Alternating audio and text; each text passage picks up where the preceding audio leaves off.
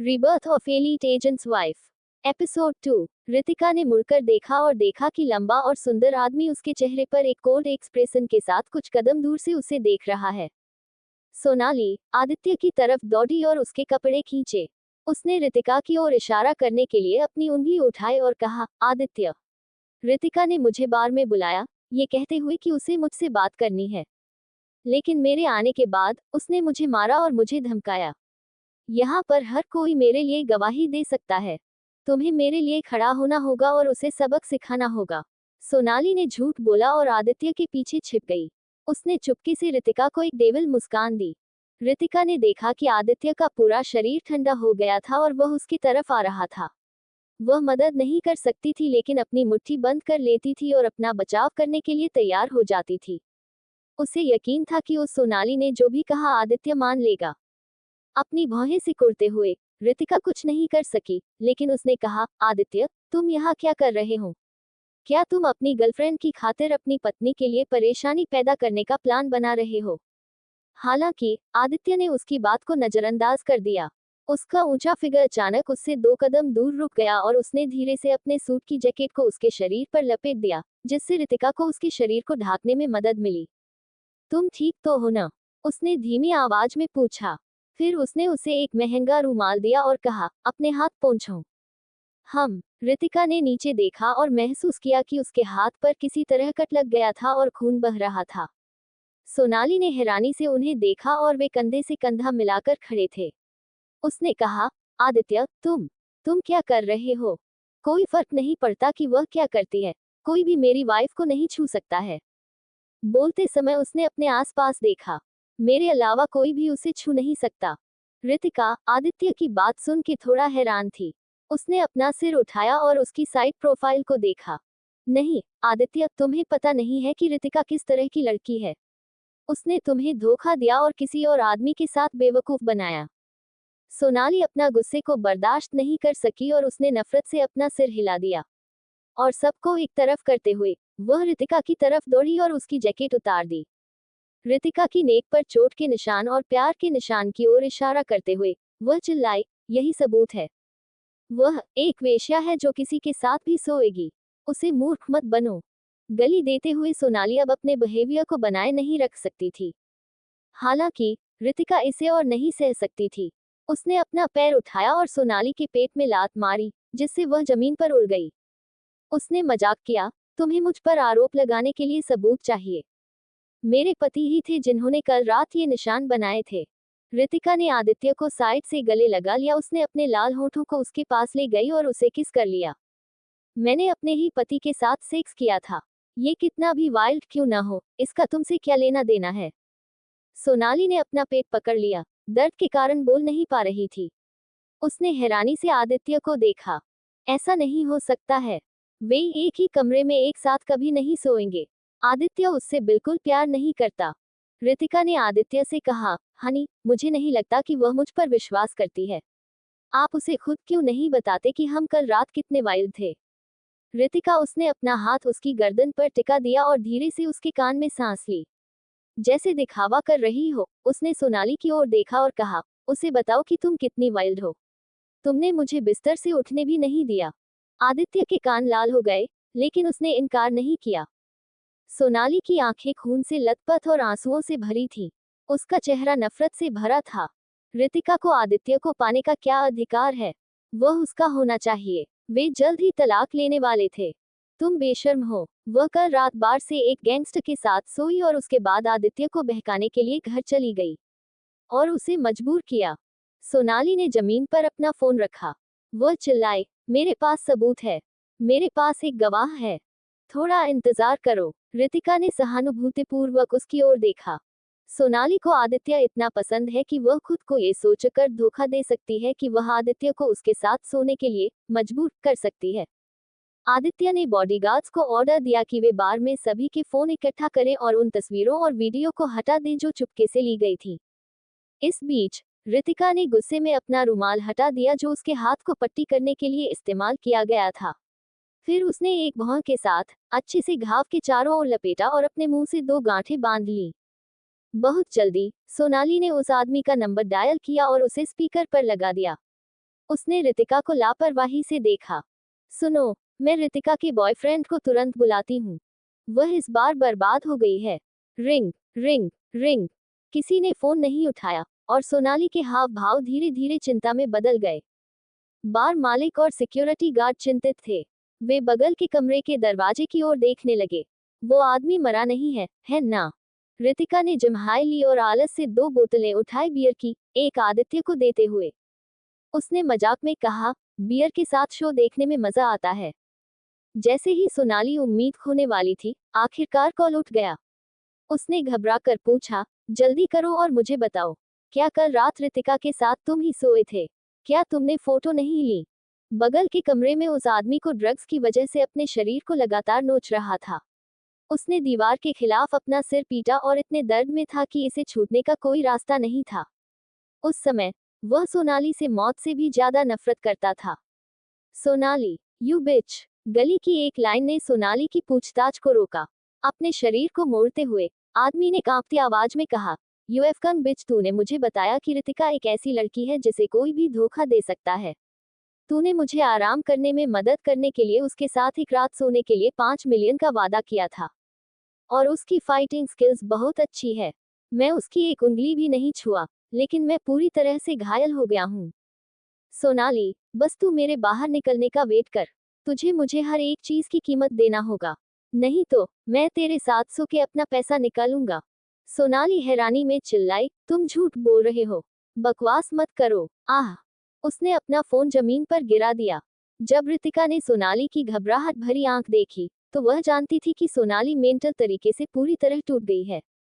Beer के आखिरी सीप को खत्म करते हुए उसने बियर की बोतल उठाई और उसे नीचे की मेज पर मार दिया। फिर उसने नुकीला शाप पकड़ लिया और सोनाली के पास चली गई। मुझे तुम्हें थैंक यू बोलना चाहिए। रितिका ने सोनाली के बालों को खींचा, जिससे वो अपनी तरफ देखने के लिए मजबूर हो गई। उसके होंठ खून से लथपथ मुस्कान में मुड़े हुए थे।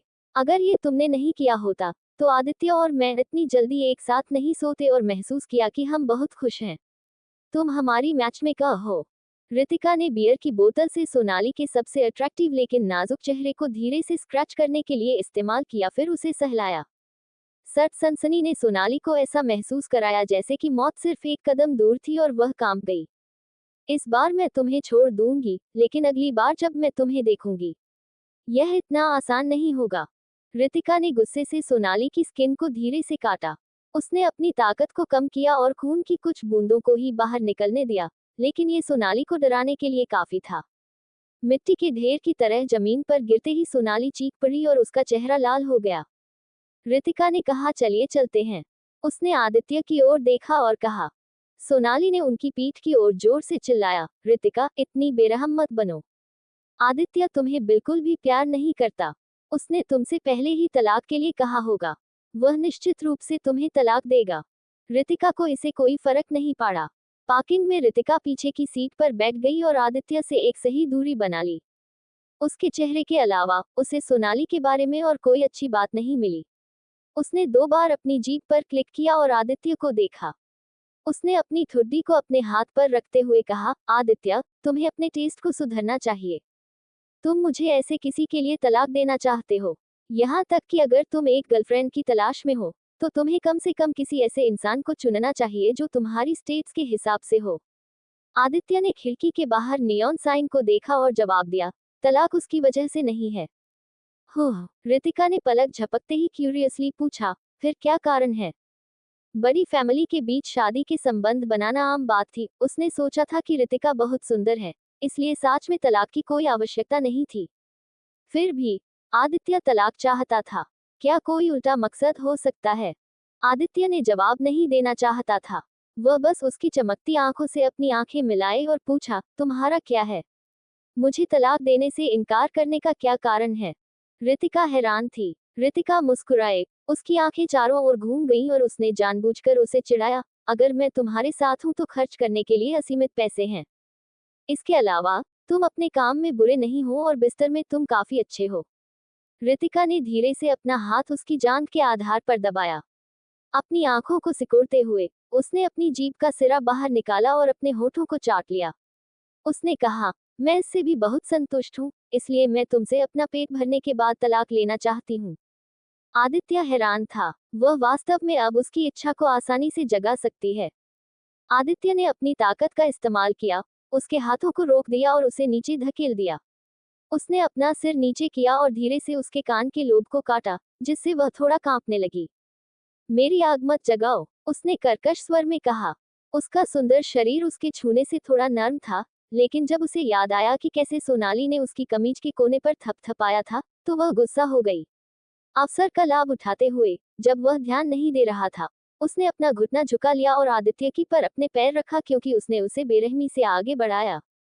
आदित्य ने अपनी आंखें सिकोड़ लीं और चकमा देने के लिए अपने शरीर को थोड़ा सा बगल की तरफ कर दिया।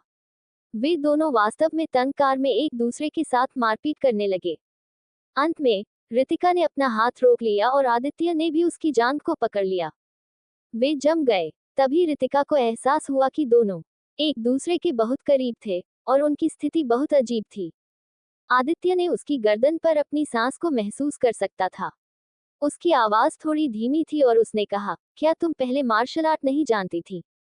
रितिका ने अपनी बाहें उठाई और जानबूझकर आदित्य के ऊपर कूद गई और हंसने लगी और कहा, क्या तुम भी पहले मेरे साथ सख्ती नहीं करते थे?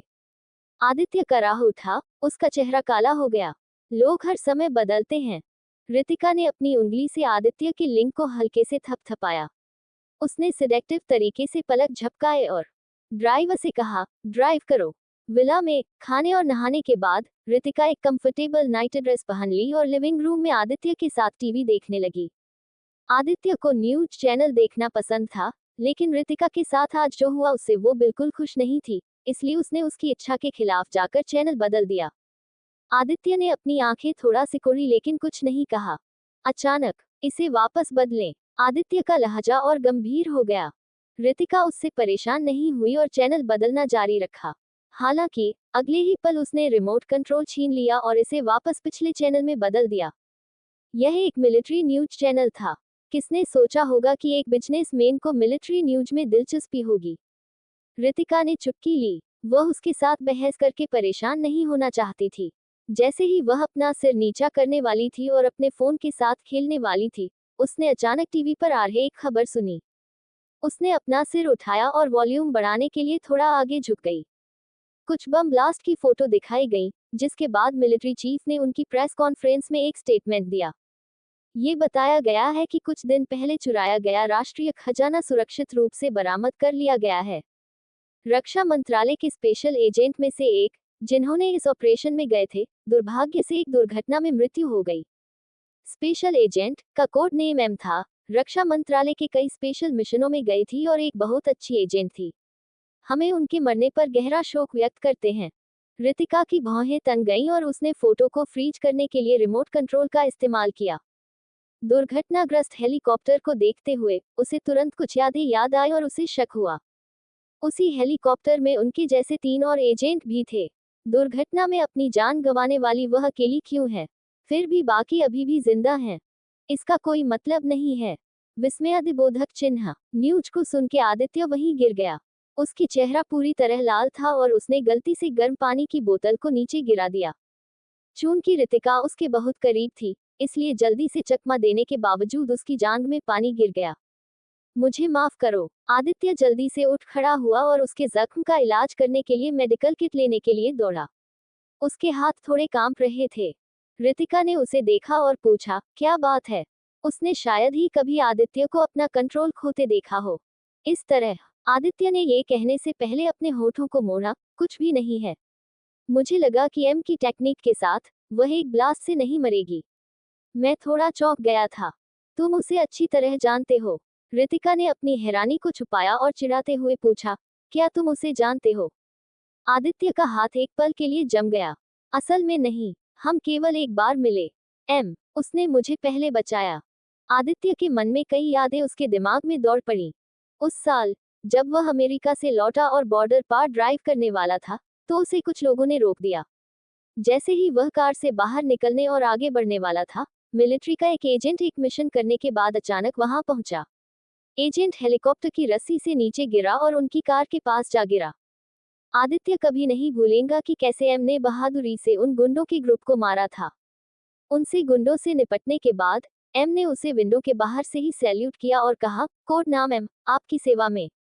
वह एक बदमाश की तरह थी, लेकिन उसने आदित्य के दिल में गहरी छाप छोड़ी। जैसे ही रितिका ने उसकी कहानी सुनी, उसे अचानक याद आया कि उसने कुछ साल पहले एक सिक्योरिटी मिशन में गई थी।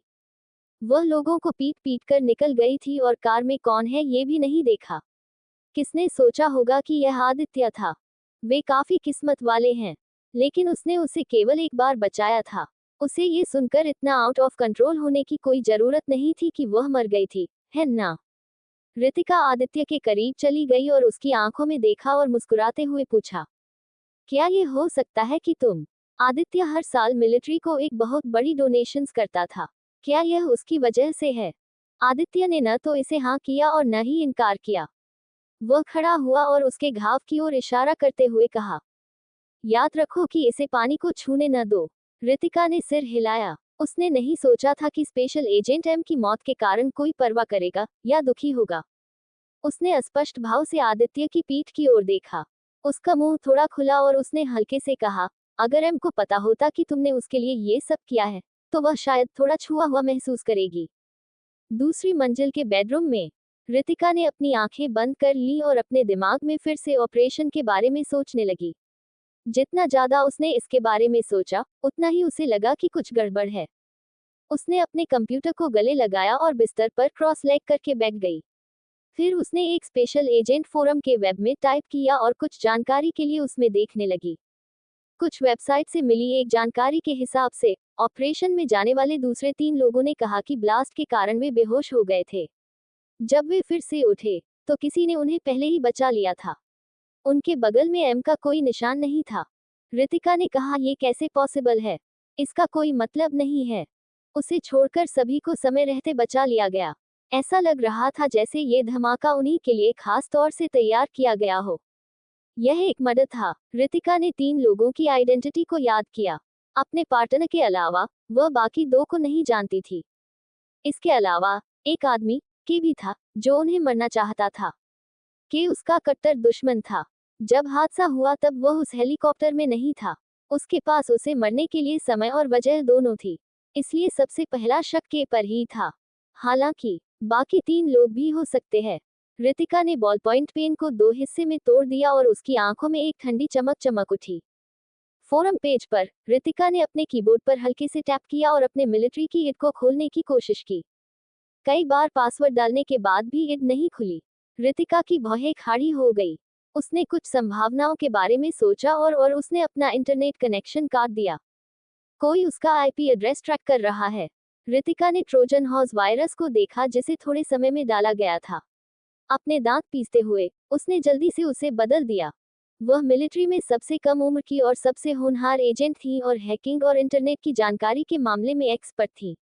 रितिका लापरवाह थी और उसने लगभग अपने एड्रेस का खुलासा कर दिया था। अगर लोगों के उस ग्रुप ने उसका पीछा किया, तो इसमें फालतू की परेशानी हो सकती थी। बहुत जल्दी उसने ट्रोजन हॉर्स वायरस को पूरी तरह से मिटा दिया। रितिका, जिसने परेशानी का ध्यान रखा था, थोड़ा निराश थी। उसने कंप्यूटर को फर्श पर फेंक दिया और हवा को महसूस करते हुए छत पर खड़ी हो गई। मिलिट्री वाले एम के ईड पर इतना ध्यान दे रहे हैं और यहाँ तक कि फायरवॉल और ट्रैकिंग सिस्टम की जांच भी कर रहे हैं। इसके पीछे किस तरह की साजिश छिपी है? तभी अचानक एक धीमी आवाज के साथ दरवाजा खटखटाया गया।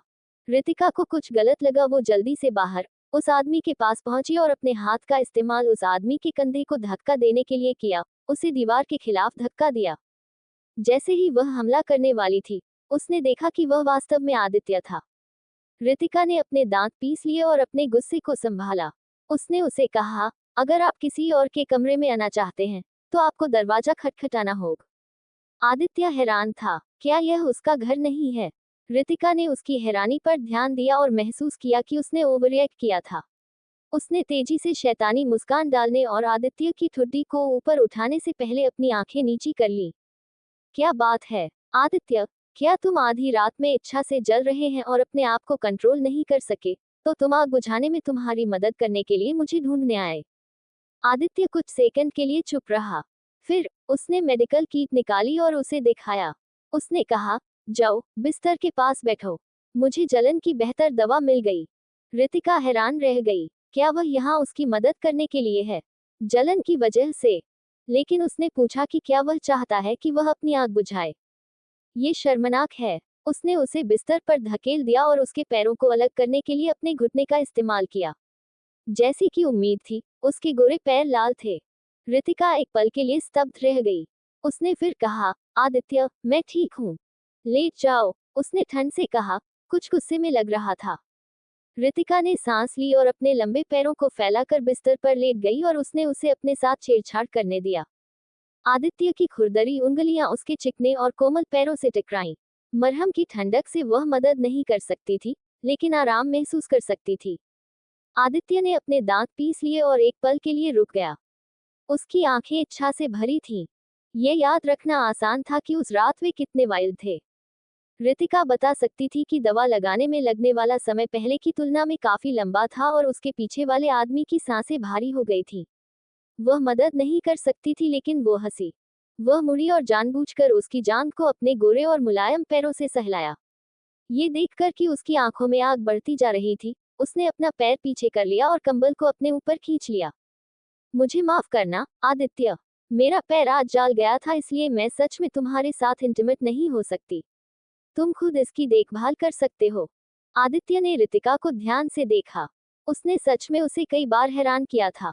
अच्छे से आराम करो। आदित्य ने अचानक उसे दूर धकेल दिया और बिना पीछे देखे चला गया। उसने अपने पीछे बंद दरवाजा पटक दिया। आदित्य के जाने के बाद रितिका की आंखें ठंडी हो गईं, और उसने मिलिट्री के ट्रैकिंग को याद करते हुए, वो जानती थी कि वह किसी भी जानकारी का खुलासा नहीं कर सकती है और न ही दूसरों को बता सकती है कि एम अभी भी जिंदा है। एम, साथ ही लोगों या चीजों के बारे में सभी जानकारी और डेटा, सभी अब उनके कंट्रोल में थी। यह एक जाल था जो उसके ठीक अंदर चलने का वेट कर रहा था। शुक्र है, वो इस जन्म के बारे में नहीं जानते। रितिका ने आईने में अपनी नई पहचान देखी और धीरे से अपने हाथ से आईने को पोंछा। चिंता न करो, मैं इस पहचान का उपयोग पलटवार करने और सच्चाई की जांच करने के लिए करूंगी। अगले दिन डाइनिंग रूम में रितिका ने मटर की सब्जी को बाहर निकाला और आदित्य की प्लेट में रख दिया। उसकी ओर देखते हुए उसने अपना सिर झुका लिया और पूछा, क्या हुआ? मैं मटर नहीं खाती।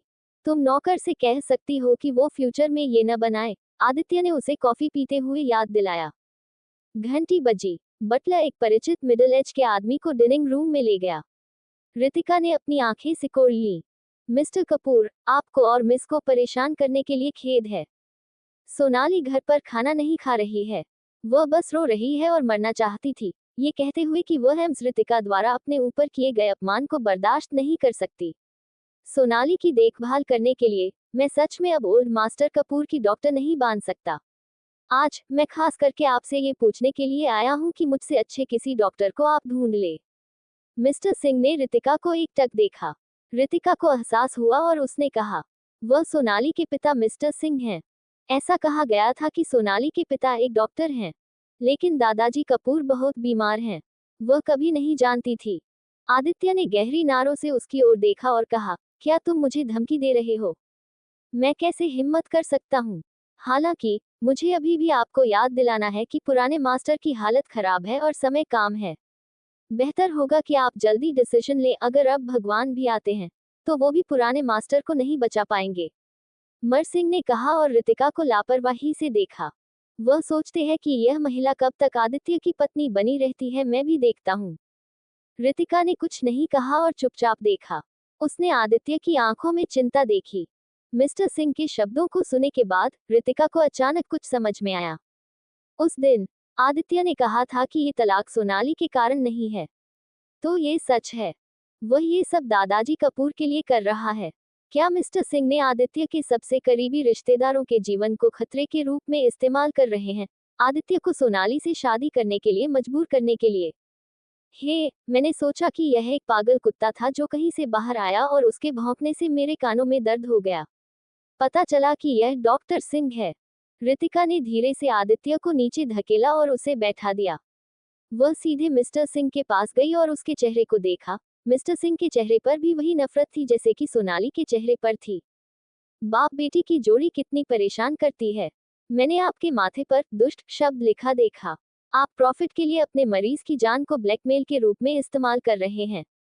जब आप कुछ बेकार कर रहे हैं तो आप खुद को डॉक्टर कैसे कह सकते हैं? खुद को शर्मिंदा करना बंद करिए। मिस्टर सिंह की आंखें सदमे से फैल गईं। इस महिला ने उसे डांटने की हिम्मत की। क्या उन्होंने यह नहीं कहा कि रितिका कमजोर और बेवकूफ है और रोने के अलावा कुछ भी करना नहीं जानती? मिस्टर सिंह गुस्से से कांप रहे थे, लेकिन वो अपने स्टेट्स के कारण रितिका से बहस नहीं करना चाहते थे। उन्होंने आदित्य से कहा, मिस्टर कपूर, यह महिला ओल्ड मास्टर कपूर के डॉक्टर को डांट रही है। क्या आप इसके बारे में कुछ नहीं करने जा रहे हैं? डॉक्टर, रितिका ने एक ठंडी मुस्कान के साथ पूछा, क्या तुमने उन्हें बचाया? तुमने सीधे से दादाजी कपूर की जान अपने हाथों में पकड़ रखी थी और मेरे पति को धमकाया था, फिर भी तुम्हारे पास इतनी बेशर्मी से ऐसी बातें कहने की हिम्मत है। तुम क्या जानती हो, मेरे बिना मास्टर कपूर कब का मर गए होते। मिस्टर सिंह के बोलने के बाद आदित्य के भाव गहरे हो गए। मिस्टर कपूर, आप ध्यान से सोचे। क्या आप इस पागल महिला के लिए ओल्ड मास्टर की जान देना चाहते हैं? अब कोई दूसरा डॉक्टर ढूंढना आसान नहीं है जो उनकी बीमारी का इलाज कर सके। कम से कम आप इंडिया में एक नहीं ढूंढ पाएंगे। मिस्टर सिंह ने रितिका के चेहरे के सामने अपनी उंगलियां की थी। रितिका ने अपना हाथ उठाया और उसकी उंगलियों को तोड़ दिया। उसने देखा कि मिस्टर सिंह जमीन पर गिर गए और तड़प रहे थे। अगर तुम नहीं जानते कि क्या कहना है, तो तुम्हें अपनी जीभ की भी कोई जरूरत नहीं है। रितिका ने नफरत से अपने हाथ धो लिए। उसने देखा कि मिस्टर सिंह ने अपना मुंह ढक लिया। उनकी आंखें डर से भर गईं। जैसे ही वह जमीन पर गिर पड़ा, उसने कहा। मिस्टर सिंह ने आदित्य को देखा। ये देखकर कि उसने उसे नहीं रोका, मिस्टर सिंह चिल्लाए, तुम एक पागल औरत हो। तुम कपूर फैमिली की यंग मैडम होने के योग्य कैसे हो? तुम बस एक शैतान हो, एक पागल। मिस्टर कपूर, क्या आप अब भी उसके साथ रहना चाहते हैं? जब तक आप तलाक लेते हैं और सोनाली से शादी करते हैं। आदित्य चुप रहा, रितिका को अपना काम करने दिया। उसने अपना पैर उठाया और मिस्टर सिंह के चेहरे पर कदम रखने से पहले उसे जमीन पर पटक दिया। मैं सही नहीं हूँ कपूर फैमिली के लिए। फिर कौन है? आपकी अनमोल बेटी। दूसरों को ड्रग्स देके, गुंडों के साथ मिलकर दूसरों को नुकसान पहुंचाने और गंदे काम करने के अलावा वह और क्या कर सकती है? क्या वह योग्य है? रितिका ने धीरे से उसके चेहरे को थपथपाया और सहानुभूति से कहा, अगर आप अंधे हो, तो मैं आपके लिए आपकी आंखें ले सकती हूँ और उन्हें दे सकती हूँ जिन्हें उनकी जरूरत है। सोनाली ऐसी लड़की नहीं है। ये तुम हो। तुमने कपूर फैमिली की यंग मैडम बन गई, इसलिए उसे ने अपना दिमाग खो दिया। इसलिए उसने इतना सब किया। मिस्टर सिंह का पूरा शरीर कांप रहा था, लेकिन वो सोनाली का नाम साफ करना नहीं भूले। आप अपनी बेटी की मानसिक बीमारी का इलाज भी नहीं कर सकते, फिर भी आप दादाजी कपूर के इलाज के बारे में शेखी बघार रहे हैं। रितिका ने मजाक उड़ाया और उसे याद दिलाया, तुम्हें जितनी जल्दी हो सके मानसिक बीमारियों का इलाज करना चाहिए। मिस्टर सिंह ने गुस्से के कारण लगभग खून की उल्टी कर दी। ये देखकर कि अब सब आउट ऑफ कंट्रोल हो रहा है, आदित्य ने खड़े होकर उसका हाथ पकड़ लिया, उसे अपनी तरफ खींच लिया। बॉडीगार्ड्स, डॉक्टर सिंह की अच्छी तरह से प्रोटेक्शन करें और उन्हें बाहर भेज दें। बॉडीगार्ड्स ने ऑर्डर सुना और मिस्टर सिंह को जमीन से ऊपर खींच लिया। बॉडीगार्ड्स को भगाने के लिए मिस्टर सिंह ने अपनी बाहें फैला दी। एसएस, दर्द हो रहा है। आदित्य, क्या तुम मुझे मारने की कोशिश कर रहे हो? कंधे से कंधा मिलाकर खड़े होकर आदित्य और रितिका ने अपने चेहरे पर बिना किसी भाव के उसे कहा, ये प्रोटेक्शन है। मिस्टर सिंह हैरान थे। क्या उन्हें लगता है कि वह बेवकूफ है? बॉडीगार्ड्स ने मिस्टर सिंह को ले जाकर विला से बाहर फेंक दिया। खुले लॉन में मिस्टर सिंह जमीन पर गिर गए। वह चिल्लाए, आदित्य, तुम्हें इस पर जल्द या बाद में पछतावा होगा। तुम देखना, आगे तुम मुझे वापस आने के लिए भीख मांगेंगे। तुम मुझसे सोनाली को तुमसे शादी करने की भीख मांगेंगे। जब वह समय आएगा, तो मैं तुम्हें घुटने टेकने पर मजबूर कर दूंगा और मुझसे तुम माफी भी मांगोगे। रितिका की भौहें फड़क गईं और उसने मिस्टर सिंह के चेहरे को ना देखने करने के लिए पर्दे को बंद करने के लिए रिमोट कंट्रोल का इस्तेमाल किया। उसने मुड़कर आदित्य को देखा और पूछा, तुमने मुझे क्यों नहीं बताया? दादाजी की बीमारी के बारे में और मुझे तलाक देने के तुम्हारे कारण के बारे में। तुम्हें बताकर क्या किया जा सकता है? मैं नहीं चाहता कि तुम भी चिंता हो। ओल्ड मास्टर कपूर ने रितिका को पसंद किया और रितिका ओल्ड मास्टर कपूर को बहुत मनती थी। आदित्य नहीं चाहता था कि रितिका इसमें शामिल हो और हर दिन टेंशन में रहे। सोफे में बैठे आदित्य ने अपनी हथेलियों को एक साथ रखा और हल्के से अपनी ठुड्डी को उन पर टिका दिया। लंबे समय से वह फैमिली और विदेशी दोनों जगह डॉक्टरों की तलाश कर रहा था, लेकिन ये हमेशा निराशा में ही समाप्त हुआ। उसको उदास देखकर रितिका ने अचानक महसूस किया कि उसका दिल नर्म हो गया है।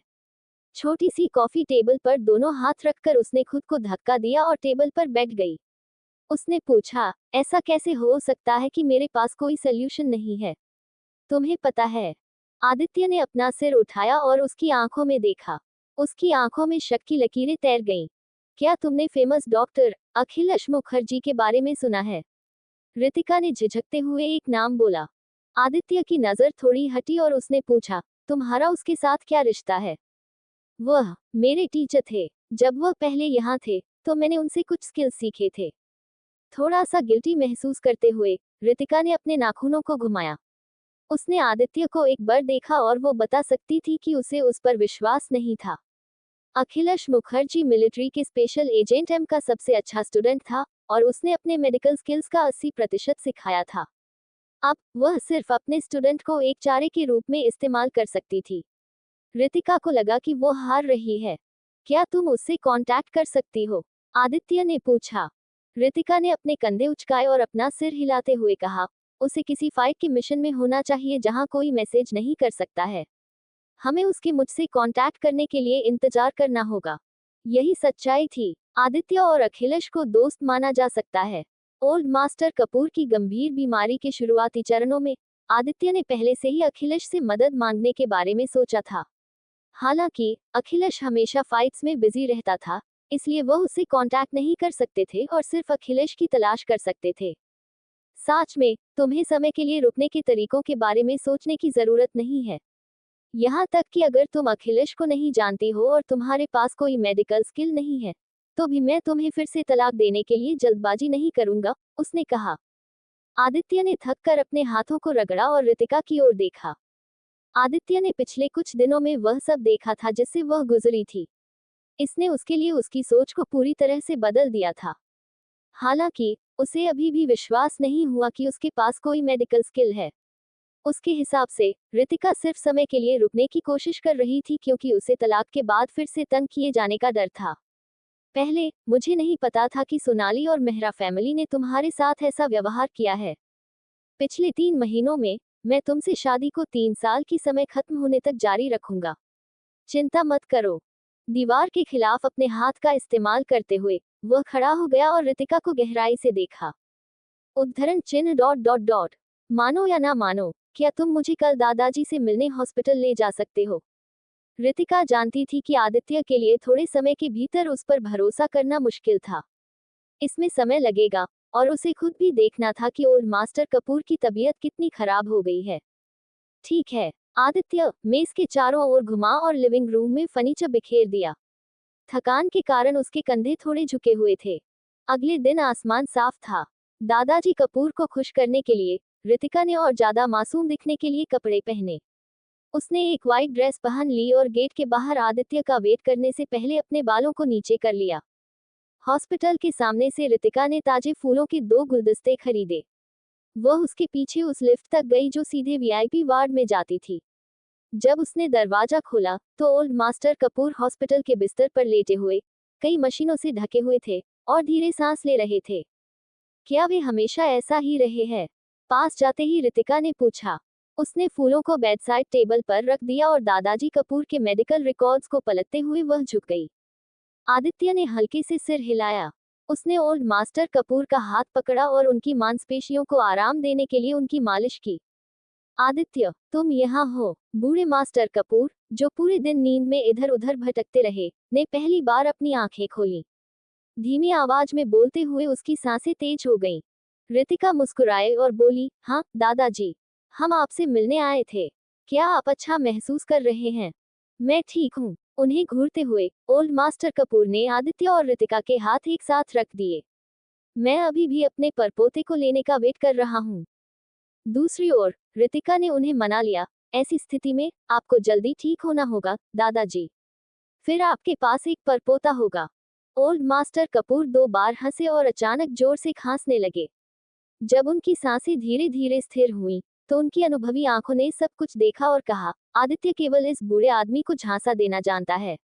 मुझे पता है कि तुम लोगों ने अभी तक अपनी शादी पूरी नहीं की है। लगभग 3 साल हो गए हैं। रितिका एक पल के लिए हैरान रह गई, इससे पहले कि उसने आदित्य की बाह के चारों ओर अपना हाथ लगाया, मानो कोई शो कर रही हो, उसने अपना सिर धीरे से उसके कंधे पर टिका दिया और शर्माते हुए कहा, हमने कुछ दिन पहले अपनी शादी पूरी कर ली। आदित्य को स्पेशली मेरे साथ सोना पसंद है। आदित्य हैरान था, रितिका जरा भी शर्मिंदा नहीं दिखी। वह चुपके से ओल्ड मास्टर कपूर के करीब गई और फुसफुसाई, मुझे लगता है कि आप कुछ महीनों में कुछ अच्छी खबर सुन सकेंगे। इसलिए आपको डॉक्टर की बात सुननी होगी और ठीक से इलाज कराना होगा, ताकि आप ठीक हो सकें। आपको अपने परपोते को परदादा कहने के लिए वेट करने की जरूरत है। ठीक है। ओल्ड मास्टर कपूर ने महसूस किया कि आदित्य थोड़ा हैरान था, लेकिन उन्होंने जवाब नहीं दिया। उस समय वह इतनी जोर से हंसे कि मशीन से अलार्म बज उठा। नर्सों और डॉक्टरों ने दौड़कर उनकी जांच की। रितिका ने ओल्ड मास्टर कपूर के शरीर पर अच्छी नजर डाली। उसके मन में कुछ अटकलें थी, लेकिन उसे साबित करने के लिए उसे प्रूफ की जरूरत थी और वो आदित्य को उस समय नहीं बता सकती थी। दादाजी, डॉक्टर ने कहा कि आपको आराम करना चाहिए। मैं उसे कुछ दिनों में फिर से आपके पास ले आऊंगा। रितिका और आदित्य ने अपनी उंगलियां आपस में जोड़ ली। वह मुस्कुराए और उसने दादाजी कपूर की ओर हाथ हिलाया। ये देखकर कि ओल्ड मास्टर कपूर के चेहरे का रंग पहले से थोड़ा अधिक था और वह फिर से बेहोश हो गए थे। उनके वापस जाने के रास्ते में भीड़भाड़ का समय था। सड़कें जाम थी और कारें बहुत धीरे आगे बढ़ रही थीं। रितिका आदित्य से ओल्ड मास्टर की स्थिति के बारे में पूछना चाहती थी, लेकिन उसने महसूस किया कि समय सही नहीं है और उसने अपने शब्दों को निगल लिया। शायद हॉस्पिटल के भारी माहौल ने उसे टेंशन दे दिया था, क्योंकि जाने के टाइम दोनों ने एक दूसरे से बात नहीं की। बीप बीप बीप, रास्ता बनाओ, मेरे बच्चे को बचाओ, मैं तुमसे विनती करता हूँ। आगे की सड़क के सबसे भीड़भाड़ वाले हिस्से में एक दिल दहला देने वाली चीख सुनी जा सकती थी। रितिका कार की खिड़की से नीचे देखा और दूर से उसने सड़क के बीच में एक महिला को घुटने टेकते देखा। महिला करीब 5-6 साल के लड़के को गले से लगा रही थी। लड़के का चेहरा लाल था और उसे सांस लेने में दिक्कत हो रही थी। यहाँ तक कि उनके मुंह से झाग भी निकलता दिख रहा था। ऐसा लग रहा था कि वह किसी गंभीर बीमारी से पीड़ित है। हालांकि वह सड़क पर फंस गया था और उसे इलाज के लिए हॉस्पिटल नहीं भेजा जा सका। मैं जाकर देखती हूँ, रितिका ने जल्दबाजी में कहा और सभी को एक तरफ कर दिया। एक सफेद कोट और सोने के रिम वाले चश्मे में एक आदमी इलाज कर रहा था। हालांकि उसके मेडिकल स्किल्स को देखते हुए रितिका ने अपनी आंखें सिकुड़ लीं और ठंडे स्वर में कहा, अगर तुम एक इंटर्न डॉक्टर हो तो बेहतर होगा कि तुम एम्बुलेंस के आने का वेट करो। इससे लापरवाही से मत करो, नहीं तो इससे बच्चे की हालत और खराब हो जाएगी। डॉक्टर को थोड़ा गिल्टी महसूस हुआ और उसके हाथ पल भर के लिए जम गए। जब उसने सिर उठाया और देखा कि यह रितिका बोल रही थी, तुम क्या जानती हो? भीड़ ने रितिका की ड्रेस को देखा जो एक मेडिकल स्टाफ की तरह नहीं लग रही थी। सबने उसकी ओर इशारा किया और कहा, इस महिला के गलत इरादे हैं। डॉक्टर उसे बचाने की पूरी कोशिश कर रहा है, वह उसे क्यों रोक रही है? क्या उसे बच्चे से कोई दुश्मनी है? एक आदमी जो लड़के का पिता लग रहा था, वो गुस्सा होकर खड़ा हो गया और रितिका की ये शब्द सुनकर धक्का दे दिया। तुम्हें क्या लगता है कि तुम कौन हो? उद्धरण चिन्ह। ये देखते हुए कि उसके बेटे की जान खतरे में है, रितिका ने बुरा नहीं माना। वह बस लड़के को देख रही थी। ये देख रही थी कि लड़के के मसल्स में जहर के लक्षण दिखाई दे रहे हैं। अगर आप उसकी छाती पर दबाव जारी रखते हैं, तो वह 10 मिनट से भी कम समय में मर जाएगा। इन बातों से बच्चे के पिता बुरी तरह भड़क गए। उसने रितिका पर हमला किया। 1 2 3। रितिका ने 3 अंगुलियों को ऊपर रखा। जैसे ही उसने बोलना खत्म किया, लड़के ने लगातार उल्टी करना शुरू कर दिया और खून की उल्टी भी की। डॉक्टर इतना डरा हुआ था कि उठ खड़ा हुआ और भागना चाहता था। इस डर से कि उसे कुछ हो जाएगा, आदित्य दौड़कर आया और अपने बॉडीगार्ड्स को डॉक्टर का रास्ता काटने का ऑर्डर दिया ताकि वह भाग न सके। जब लड़के के पिता ने ये देखा, तो वह डर गया। उसने तुरंत रितिका की आस्तीन खींची और विनती की, मत जाओ, प्लीज उसे बचाओ, मैं तुमसे विनती करता हूँ। रास्ता बनाओ, बच्चे को मेरे पास भेज दो। अपनी आस्तीन ऊपर करते हुए रितिका ने फर्श पर उल्टी को नजरअंदाज कर दिया और घुटने टेक दिए। उसने लड़के को उसकी मां की बाहों से जमीन पर लेटा दिया। फिर उसने धीरे से उसके कुछ एक्यूपंक्चर बिंदुओं को दबाया। लगभग 2 या 3 मिनट के भीतर लड़के के चेहरे पर राहत के लक्षण दिखाई देने लगे और उसकी सांसें ठीक से चलने लगी। देखने वाले हैरानी से चिल्ला उठे। उन्होंने तालियां बजाईं और तालियां बजाईं। यही है असली डॉक्टर। थैंक यू, मैं अभी अंधा था, प्लीज मुझे माफ कर दे। लड़के के माता पिता इमोशनल होकर अपने घुटनों के बल बैठ गए और अपने बेटे को मौत की कगार से वापस खींचने के लिए रितिका को धन्यवाद देने के लिए लगातार झुक गए। उसे शायद पहले सांस लेने में कठिनाई हुई थी, लेकिन आप लोगों ने इसे इग्नोर किया। हॉस्पिटल जाओ और सीटी स्कैन करवाओ। रितिका ने उठकर अपनी उंगलियां पोंछीं। अचानक उसने भीड़ से कुछ बेकार शब्द सुना। ये सिर्फ एक संयोग था और आप लकी हैं। मैंने पहले ही उसके लिए दवाइयां की थी। जो कोई भी आता है वह उसे बचा सकता है। डॉक्टर ने अपनी आंखें घुमाई और रितिका की ओर ऐसे देखा जैसे उसने उसका कुछ चुरा लिया हो। लगातार दिन ब दिन झगड़ते हुए रितिका को थोड़ा गुस्सा आया। वह डॉक्टर के पास गई, उसे अपने हाथ से उसकी गर्दन को पकड़ लिया और उसे किनारे पर घुमा दिया। मदद करो, मदद करो, तुम क्या कर रही हो? डॉक्टर की बॉडी बाहर लटक रही थी। वह इतना डरा हुआ था कि उसने लगभग अपनी पैंट गीली कर दी थी। हालांकि रितिका ने परवाह नहीं की। उसने अपनी पकड़ ढीली की और डॉक्टर की ओर देखा जो उसकी बांह को कसकर पकड़ रहा था। उसने हंसते हुए पूछा, क्या तुम डॉक्टर नहीं हो? अगर मैं तुम्हें यहाँ से नीचे फेंक दूं, तो क्या तुम अपना इलाज कर पाओगे? रितिका की आंखों में गुस्से से चमक उठी और उसने कहा, मैं सच में जानना चाहती हूँ कि तुम अपना इलाज कर पाओगे। हम इसे क्यों नहीं आजमाते? नहीं, नहीं, नहीं। मैं एक इंटर्न डॉक्टर हूँ। मैंने अभी हॉस्पिटल में एक गलती की है और मेरा लाइसेंस भी बैन हो गया है। प्लीज मुझे मत मारो, मुझे नीचे मत फेंको, मैं मर जाऊंगा। रितिका को उसके साथ बहस करने का मन नहीं था, इसलिए उसने उसे वापस जमीन पर पटक दिया। उसने देखा कि वह एक स्लग की तरह रेलिंग से दूर रेंग रहा है। आदित्य, जो बहुत दूर था, उसने रितिका को ध्यान से देखा। ऐसा लगता है कि वह कोई और बन गई है। पास्ट में उसने कभी भी इस तरह के मार्शल आर्ट स्किल्स और मेडिकल स्किल को नहीं दिखाया था। क्या इसका मतलब यह है कि वह सच में विश्वास कर सकता है कि उसके पास ओल्ड मास्टर कपूर को ठीक करने के लिए मेडिकल स्किल्स है? गड़गड़ाहट हुई। मिस्टर मेहरा लिविंग रूम में टेंशन में बैठे थे। कर्ज चुकाने और पैसे देने के लिए लोग उसका पीछा कर रहे थे। उस पर इस तरह दबाव डाल रहे थे कि वह सांस नहीं ले पा रहा था। अगर यह सब कुछ और दिनों तक चलता रहा तो उसकी सारी प्रॉपर्टी जब्त कर ली जाएगी। मिस्टर मेहरा ने चाय के कप को पकड़ा और उसे जमीन पर पटक दिया। यामी ने अपनी भौहें सिकोड़ ली। इस सीन को देखकर उसने कहा, हब्बी, चिंता मत करो, कोई ऑप्शन तो होगा।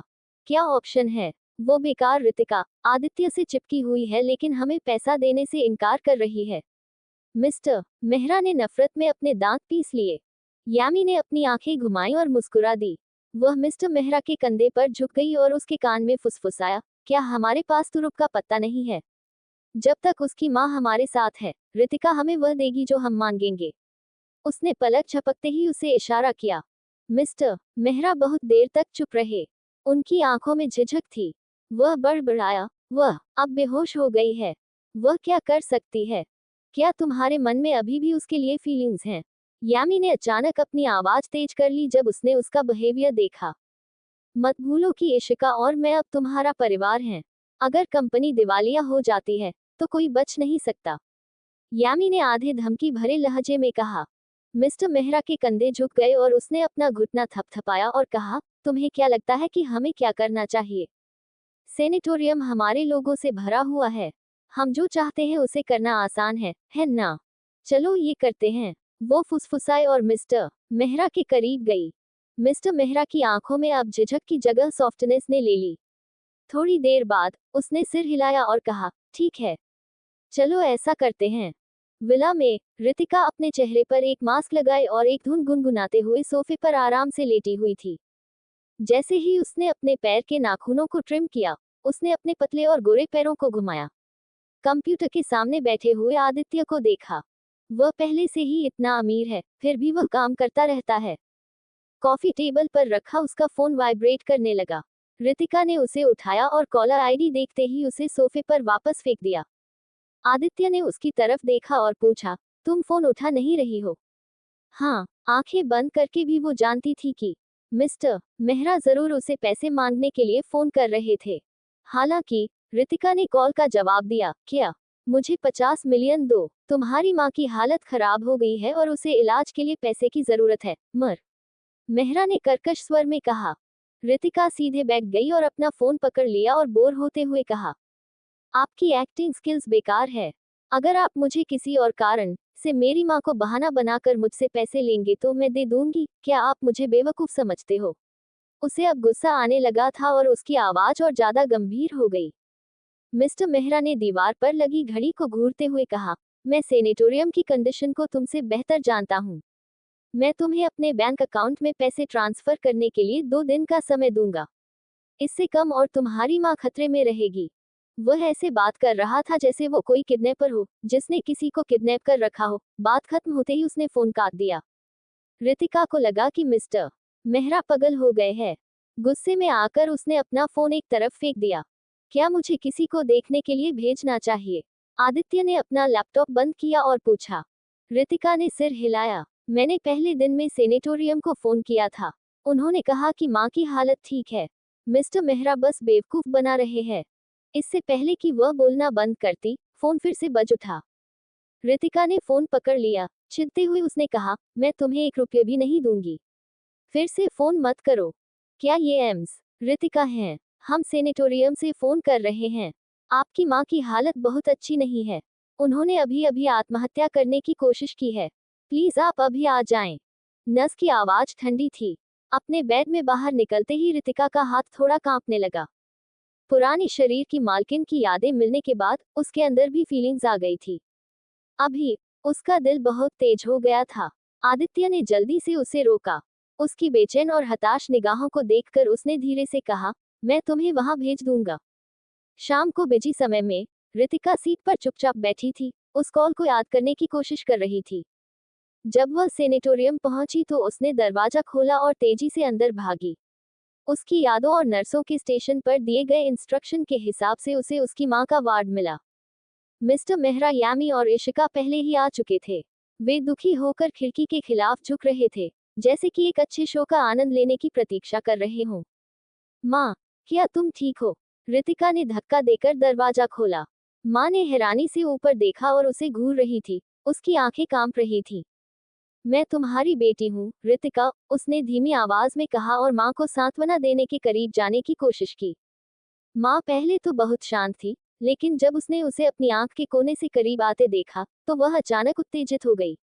उन्होंने बेडसाइड टेबल से फोल्डिंग चाकू को पकड़ा और खून से लथपथ आंखों से रितिका की ओर फेंक दिया, और खुद से बुदबुदाती हुई, जाओ और मरो। जाओ और मरो, चलो एक साथ मरते हैं। माँ, रितिका ने देखा कि तेज चाकू धीरे धीरे से उसके करीब आ रहा है। जैसे ही चाकू नीचे गिरा, उसमें खून था, लेकिन रितिका को चोट नहीं लगी। जब उसने देखा तो उसने कहा, आदित्य, तुम। रितिका ने उसकी बांह देखी, लेकिन उसकी उंगलियों के बीच से खून अभी भी बह रहा था। उसने आदित्य से कहा, तुम बीच में क्यों आए? तो आदित्य ने कहा, मैंने पहले भी कहा है, कोई तुम्हें चोट नहीं पहुंचा सकता। आदित्य की भौहें एक साथ जुड़ गई क्योंकि उसे दर्द हो रहा था। फिर उसने लापरवाही से अपने हाथ पर पट्टी बांध ली। रितिका ने उसकी ओर देखा और उस पल को याद किया जब उसकी मां ने चाकू फेंका था और आदित्य उसे बचाने के लिए उसके सामने खड़ा हो गया था। उसे अपनी बाहों में गले लगा लिया और उसे प्रोटेक्ट किया। मुझे जाने दो। डॉक्टरों और नर्सों ने उसकी मां को काबू में रखा और उसके हाथ पैर बिस्तर से बांध दिए। वह संघर्ष करती रही और चिल्लाती रही, आप मेहरा कॉर्पोरेशन को दिवालिया नहीं होने दे सकते। उन्हें पैसे दो। क्या तुम्हारे पास बहुत पैसा नहीं है? उन्हें दे दो, उसकी मां ने कहा। मां के बाल बिखरे हुए थे और उनकी आंख फैली हुई थी। उनकी इस कंडीशन में उन्होंने रितिका को देखा और कहा, मुझसे वादा करो, वरना मैं खुद को मार दूंगी। मैं भूत बनने पर भी तुम्हें जाने नहीं दूंगी। रितिका की भौहें एक ठंडक के रूप में झुकी हुई थीं और उसकी रीढ़ की हड्डी से नीचे की ओर दौड़ पड़ी। उसकी माँ उसे मिस्टर मेहरा की मदद करने के लिए अपनी जान से मारने की धमकी दे रही है, जिसने उसके परिवार को बर्बाद कर दिया और उसे ऐसी मनहूस जगह में रहने दिया। कुछ तो गड़बड़ थी। रितिका ने अपनी आंखें सिकोड़ लीं और जल्दी से उसके पास पहुंची। उसने महसूस किया कि उसकी मां की हालत ठीक नहीं थी और इस बार का रिलैप्स पिछली बार की तुलना में अधिक गंभीर था। उसने आसपास का जायजा लिया और देखा कि वार्ड में कोई सर्विलांस कैमरा नहीं है। ये हो सकता है, मिस्टर मेहरा, तुमने किसी को जानबूझकर कहकर मेरी मां को उकसाया है। उसकी मां हमेशा से मानसिक रूप से ठीक नहीं थी। अगर उन्हें उकसा दे तो उनके लिए ये सब सहन करना मुश्किल था। रितिका की बातें सुनकर मिस्टर मेहरा को एक पल के लिए कुछ ठीक नहीं लगा, लेकिन उन्होंने जल्दी से उसे छुपा लिया। क्या बकवास कर रही हो तुम अब अपनी माँ की भी नहीं सुनती। उसने तुमसे हमें पैसे देने के लिए कहा, नहीं तो वह खुद को मार लेगी। तुमने खुद सुना, तुमने इसे अपनी आंखों से देखा। मिस्टर मेहरा का शरीर कांप रहा था क्योंकि वह चिल्ला रहे थे, जबकि उसकी माँ की ओर इशारा करते हुए वह कहते हैं, तुम्हारी यह कहने की हिम्मत कैसे हुई कि तुम एक बेटी हो और एक महान इंसान हो। तुम्हें अभी उसके सामने एक वादा करना चाहिए। मिस्टर मेहरा ने उसे दबाया। ये देखकर कि उसकी माँ को फिर से दौरा पड़ने वाला था, रितिका के मन में एक ख्याल आया। वह बिस्तर के पास बैठ गई और धीरे से बोलते हुए अपनी माँ का हाथ पकड़ लिया। माँ, मैं आपसे वादा करती हूँ कि मैं मेहरा परिवार को दिवालिया नहीं होने दूंगी। चिंता मत करो। रितिका द्वारा उसे दिलासा देने के साथ उसकी माँ धीरे धीरे शांत हो गई। हालांकि मिस्टर मेहरा ने वादे के साथ कुछ अजीब महसूस किया और अपनी आंखें सिकोड़ लीं। उसे घबराहट हो रही थी कि कुछ गड़बड़ है। यह मनहूस लड़की इतनी आसानी से राजी हो गई। उस मामले में तुम मुझे पैसे कब ट्रांसफर करने जा रही हो?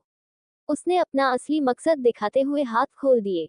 अगर तुम अभी पैसे ट्रांसफर करती हो तो ये सबसे अच्छा है।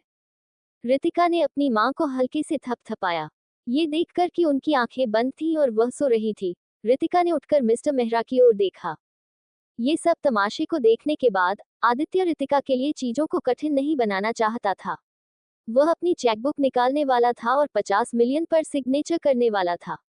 आदित्य की हरकतों को देखते हुए मिस्टर मेहरा की आंखें खुली हुई थीं। वह बहुत खुश था। एक मिनट रुको, कोई जल्दी नहीं है। रितिका ने आदित्य को पीछे से पकड़ लिया और मिस्टर मेहरा से नफरत भारी आवाज में कहा, अगले हफ्ते। बस आप रुको, मैं आपको अगले हफ्ते एक सरप्राइज दूंगी। मिस्टर मेहरा की दिल धड़कन तेज हो गई। बिस्तर की ओर इशारा करते हुए उन्होंने अपनी आवाज उठाई और कहा, कोई चाल मत खेलो, वरना मैं गारंटी नहीं दे सकता कि अगली बार जब वह आत्महत्या करेगी तो वह बच जाएगी। क्या वह उसे धमकी दे रहे थे? रितिका ने मजाक किया और अपने साथ आए बॉडीगार्ड्स को ऑर्डर दिया, जाओ और अभी इस वार्ड में 24 घंटे निगरानी के लिए बॉडीगार्ड्स को लगाओ। तुम्हें एक सेनेटोरियम में ऐसा करने का क्या अधिकार है? मिस्टर मेहरा ने तुरंत बेचैनी महसूस की और बॉडीगार्ड्स को रोकने की कोशिश की। हालांकि इससे पहले कि उसका मोटा हाथ बॉडीगार्ड्स को छू पाता, रितिका ने उसका कंधा पकड़ लिया और उसे नीचे की ओर धकेल दिया, जिससे वह जमीन पर गिर गया। मिस्टर मेहरा दर्द से कराह उठे। ये देखकर इशिका ने आगे बढ़ने की हिम्मत नहीं की। हालांकि उसने आदित्य को उत्सुकता से देखा। जीजा जी, क्या आपने देखा? रितिका हमेशा इतनी बुरी होती है। उसने किसी को पीटा। वह एक मानसिक रूप बीमार रोगी की बेटी है। उसका खून और हड्डियां सभी मानसिक बीमारी से बह रही हैं। यही कारण है कि इस समय के दौरान उसका बिहेवियर इतना बदल गया है। जल्दी करो और रितिका को सेनेटोरियम में बंद कर दो। वह पहले से ही मानसिक रूप से ठीक नहीं है। इशिका ने रितिका की ओर इशारा किया। रितिका को अपने ऊपर चाकू मारते देख वो डर के मारे चुप हो गई। मैं मानसिक रूप से ठीक नहीं हूँ। रितिका ने इशिका को मजाकिया लहजे में देखा। फिर उसने अपनी हथेलियों को आपस में रगड़ा और कहा, क्या तुम देखना चाहती हो कि एक असली पागल कैसा दिखता है? इशिका डर के मारे यामी के पीछे छुप गई और चिल्लाई, यह एक सेनेटोरियम है। अगर तुम मुझे छूने की हिम्मत करती हो तो डॉक्टर तुमको तुरंत बंद कर देगा। रितिका ने अपने घुंघराले बालों को बांध लिया और अपनी बाहों को मोड़ लिया। जब वह आगे जा रही थी तो आदित्य ने अचानक उसकी कलाई पकड़ ली और अपना सिर हिला दिया। रितिका ने अपना हाथ हिलाना चाहा, लेकिन जब उसने आदित्य का खून बह रहा घाव देखा तो वह रुक गई। क्या वह इशिका को बचा रहा है? आदित्य ने शांति से इशिका की ओर देखा और कहा, जिस तरह से तुम लोग लापरवाही से दूसरों को गुस्सा दिलाती हो, मुझे तो तुम उससे ज्यादा एक पागल की तरह लगती हो। मैं तुम्हारे चेकअप के लिए पैसे क्यों नहीं दे देता और जल्द से जल्द तुम्हारा इलाज करवाता हूँ। अभी भी ठीक होने की उम्मीद हो सकती है। उनकी आवाज शांत थी, लेकिन उसके शब्द बहुत कड़वे थे। जब रितिका ने इशिका को अपने लाल होठों को काटते हुए देखा, लेकिन कुछ भी कहने की हिम्मत नहीं की, तो उसने अपना सिर हिलाया और हंस पड़ी। जीजा जी, आप उसका कितना भी साइड ले, लेकिन आपको ये जानना होगा कि एक मेंटल की शादी कानून द्वारा नहीं मानी जाती है। दूसरे शब्दों में, इसका मतलब है कि आपकी शादी अमान्य है। इशिका की बात सुनकर रितिका, जिसका अभी अभी गुस्सा शांत हुआ था, उसका गुस्सा फिर भड़क गया। उसने धीरे से आदित्य से अपना हाथ छुड़ाया और यामी को लात मारने के लिए अपना पैर उठा लिया, जो उसका रास्ता रोक रही थी। उसने इशिका को गले से पकड़ लिया, 20वीं मंजिल की खिड़कियों को धक्का देकर खोल दिया और इशिका को बालकनी के किनारे तक ले गई। तुम कानून को अच्छी तरह जानती हो। उस मामले में, क्या तुम जानती हो कि अगर कोई मेंटल इंसान किसी को मार देता है तो वो कानून नहीं तोड़ रहा है? उन्हें कानून द्वारा दंडित नहीं किया जाएगा। रितिका की आंखों में एक खून का प्यासा रूप चमक उठा। हाथ छोड़ते ही हवा के एक झोंका आया। इशिका कई बार हिल गई और खिड़की के फ्रेम से बुरी तरह चिपक गई। मुझे कोई दिक्कत नहीं है। मैं तुम्हें इसे आजमाने दूंगी। हालांकि तुम शायद तब रिजल्ट नहीं देख पाओगी क्योंकि तब तक तुम गिरकर मर चुकी होंगी। उद्धरण चिन्ह डॉट डॉट डॉट। आह पागल, मदद करो माँ। इशिका इतना डरी हुई थी कि उसके बाल सिर पर खड़े थे।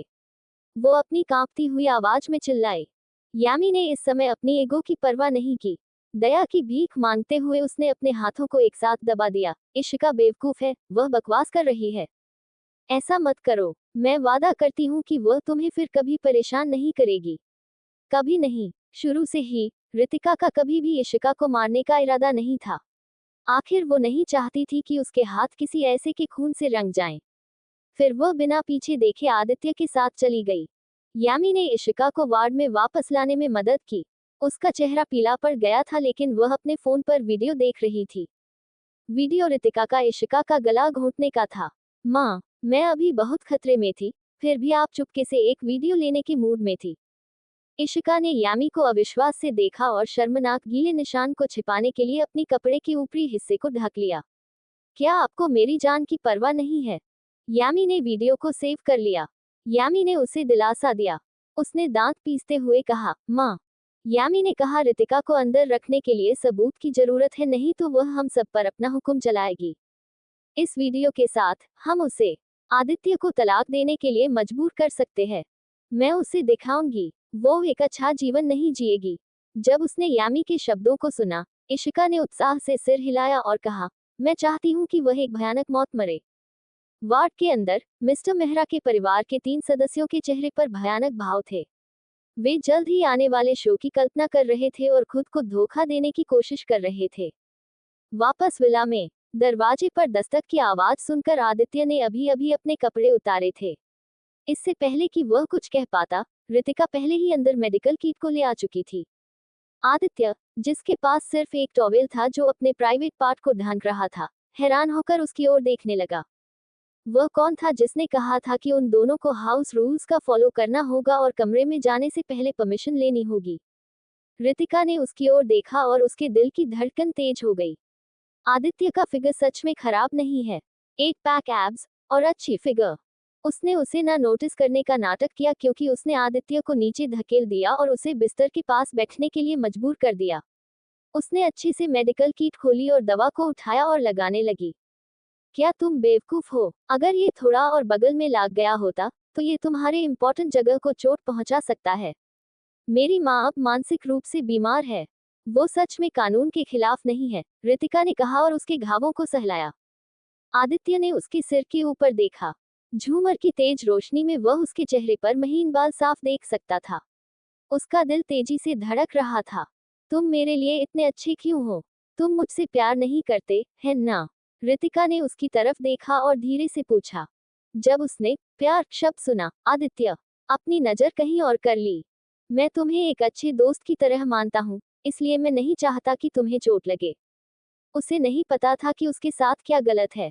वह पिछले 2 सालों से उससे अच्छे दोस्त की तरह ट्रीट कर रहा था, लेकिन हाल ही में उसने उसके लिए अपनी फीलिंग्स पर कंट्रोल खो दिया था। इससे वह अपने आप को बेवकूफ की तरह महसूस करने लगा। रितिका बता सकती थी कि उसने जो कहा वह उसका मतलब नहीं था। फिर वह उठ गई। अपने घुटनों पर खुद को सहारा देते हुए वह आदित्य की ओर झुकी और अपना हाथ उसकी छाती पर रख दिया। उसकी मुस्कान बहुत अच्छी और प्यारी थी लेकिन उसके मुंह से निकले शब्दों ने आदित्य को हैरान कर दिया। आदित्य, अपनी दोस्त के साथ इंटीमेट रिलेशनशिप कोई रखता है और तुमने इसे अच्छे से एंजॉय भी किया है। रितिका ने उभरी हुई भौहों के साथ कहा और मेडिकल किट और आदित्य को देखा जो बहुत शर्मिंदा दिख रहा है। जब वह दरवाजे के पास पहुंची, उसने मुड़कर उसकी छाती की ओर इशारा किया। जैसा कि उसने कहा, तुम्हारा दिल अभी दौड़ रहा था। My dear friend. रितिका ने दरवाजा बंद कर दिया। आदित्य ने राहत की सांस ली। उसने अपना सिर नीचे किया और अपनी बांह पर लगे रिबन को देखा। कुछ याद आने लगा। उसकी निगाहें धीरे धीरे नर्म हो गईं। फिर उसने रितिका के बालों को जमीन पर बांधे हुए देखा। उसने इसे उठाया और अपनी हथेली में इसको देखा। To be continued.